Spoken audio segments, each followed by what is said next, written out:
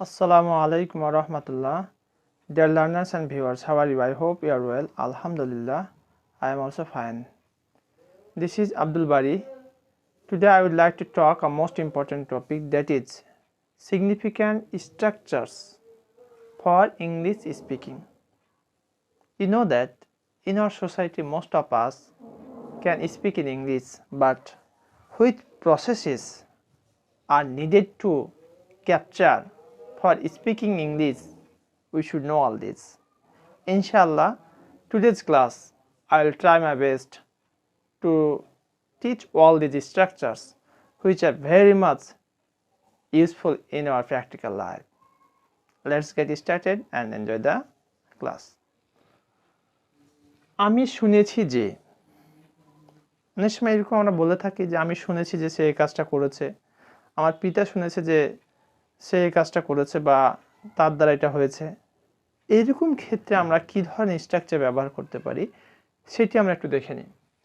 আমি শুনেছি যে, আই হ্যাভ হার্ড দ্যাট, এরপরে যে অংশটা সে শুনেছে সেটা সে বসাতে হবে। তাহলে আমি শুনেছি যে সে খুব মেধাবী, তাহলে আমি শুনেছি যে এরকম কি বসাবো, আই হ্যাভ হার্ড দ্যাট। কি শুনেছি? সে খুব মেধাবী, তাহলে হি ইজ ভেরি মেরিটোরিয়াস।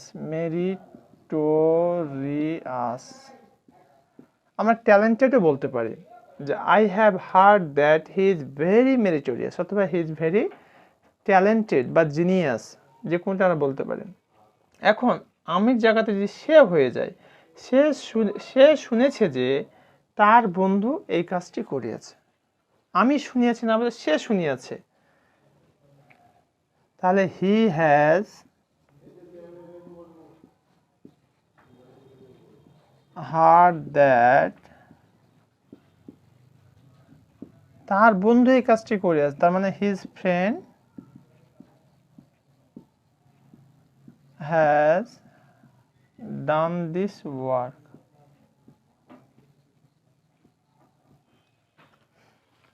সে শুনেছে যে, হি হ্যাজ হার্ড দ্যাট, তার বন্ধু এই কাজটি করিয়াছে, his friend has done this work. তাহলে এখানে একটা বিষয় খেয়াল করো, সাবজেক্ট আয়ের জায়গাতে হয়ে গেছে হি এবং হ্যাভের জায়গাতে হয়ে গেছে হ্যাজ। অর্থাৎ সাবজেক্ট যদি থার্ড পারসন সিঙ্গুলার নাম্বার হয় তাহলে এখানে হ্যাজ হয়ে যাবে, আর বাকি সকল ক্ষেত্রে হবে কি হ্যাভ।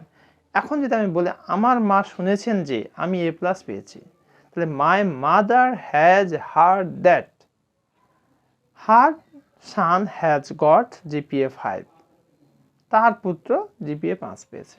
ওকে, এবার আমরা তারপরের যে স্ট্রাকচার সেটা দেখব, 2 নম্বরটা, আমি পারবো।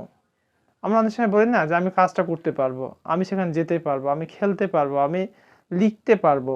তাহলে আমি পারবো এটা নিয়ে আমরা বলবো I will be able two. I will be able two, তাহলে আমি কাজটি করতে পারবো, এটা নিয়ে কি হবে, I will be able two, কি করতে পারবো, কাজটি। I will be able to do the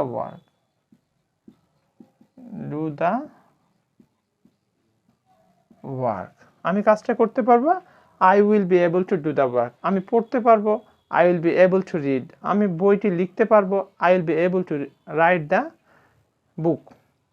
আচ্ছা, রবি বইটি কিনতে পারবে। অনেক সময় বলি না রবি কি বইটা কিনতে পারে, ছোট বাচ্চা, তখন বলছে যে না, রবি বইটি কিনতে পারবে। তাহলে রবি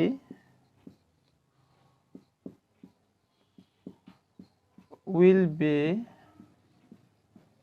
এবল টু, কিনে নিয়েছে কি বাই, তাহলে Rabi will be able to buy, কি কিনতে পারবে, বইটি, তাহলে দা বুক।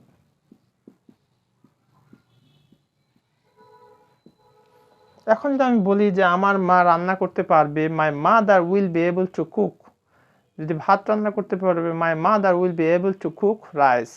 আমি সেখানে যেতে পারবো, I will be able to go there. That means by learning these structures you can easily speak lot of sentences correctly, no doubt. So you can easily understand that how much significant these structures are. Now we'll see later structures. এবার আমরা তারপরের যে স্ট্রাকচারটি সেটি একটু খেয়াল করি কি বলছে এখানে। থাকা উচিত অর্থে আমরা শুড হ্যাভ এই অংশটুকু ব্যবহার করব। যেমন আপনার শালীনতা থাকা উচিত, আমরা অনেক সময় বলে থাকি তোমার এটা থাকা উচিত, তোমার ওটা থাকা উচিত, বা জামাইয়ের এটা থাকা উচিত, বৌমার এটা থাকা উচিত। তাহলে এখানে আপনার শালীনতা থাকা উচিত, তাহলে আপনার উচিত ইউ শুড হ্যাভ। একটু খেয়াল করো, তোমার থাকা উচিত অর্থে আমরা লিখবো ইউ শুড হ্যাভ কি থাকা উচিত, শালীনতা। ইউ শুড হ্যাভ মডেস্টি মানে শালীনতা। তার বিবেক থাকা উচিত, তাহলে তার থাকা উচিত হি শুড হ্যাভ কি থাকা উচিত, বিবেক, সেন্স।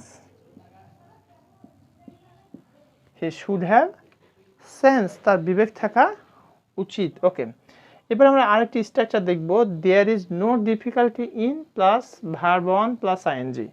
এটা কখন ব্যবহার করব এবং কেন করব একটু উদাহরণ দেখো। কথা বলার কোনো সমস্যা নেই, বলছে এখন কি কথা বলতে পারি, হ্যাঁ কথা বলার কোনো সমস্যা নেই। তাহলে প্রথমে আরেকটু লিখে দেব, there is no difficulty in কথা বলা। তাহলে ইংরেজি কি হবে, talking. There is no difficulty in talking, কথা বলার কোনো সমস্যা নেই, সেখানে যাওয়ার কোনো সমস্যা নেই। বলছে ভাই রাস্তাতে সেখানে যাওয়ার কোনো সমস্যা হবে কি, করছে না সেখান থেকে যাওয়ার কোনো সমস্যা নেই। তাহলে সেখানে যাওয়ার কোনো সমস্যা নেই, there is no difficulty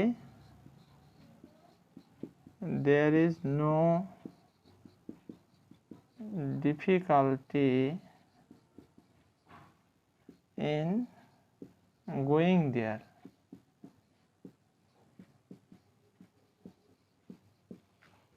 There is no difficulty in going there, সেখানে যাওয়ার কোনো সমস্যা নেই, লেখার কোনো সমস্যা নেই। There is no difficulty in writing, পড়ার কোনো সমস্যা নেই। There is no difficulty in reading,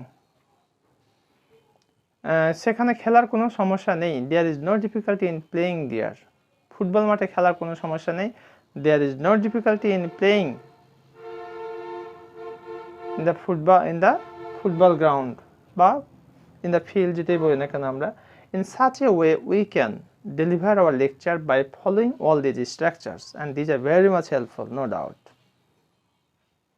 এবার আমরা 5 নাম্বার যে স্ট্রাকচারটি সেটি দেখব, খুবই গুরুত্বপূর্ণ একটি স্ট্রাকচার। দেখা যাক কি বলে।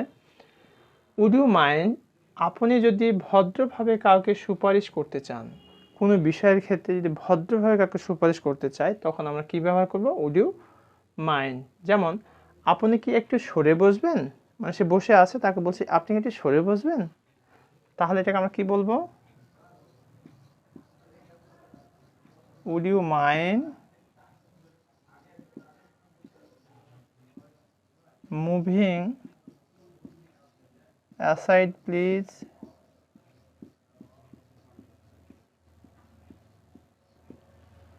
উড ইউ মাইন্ড মুভিং, অর্থাৎ উড ইউ মাইন্ডের পরে ভালো স্থানে যোগ করতে হবে আমাদের, দিয়ে আমাদের করতে হবে would you mind moving aside please.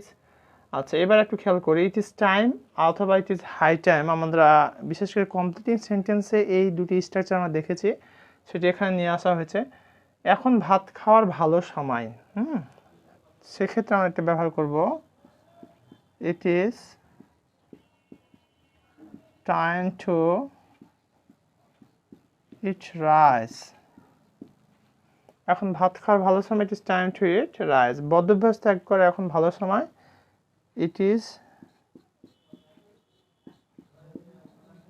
Time to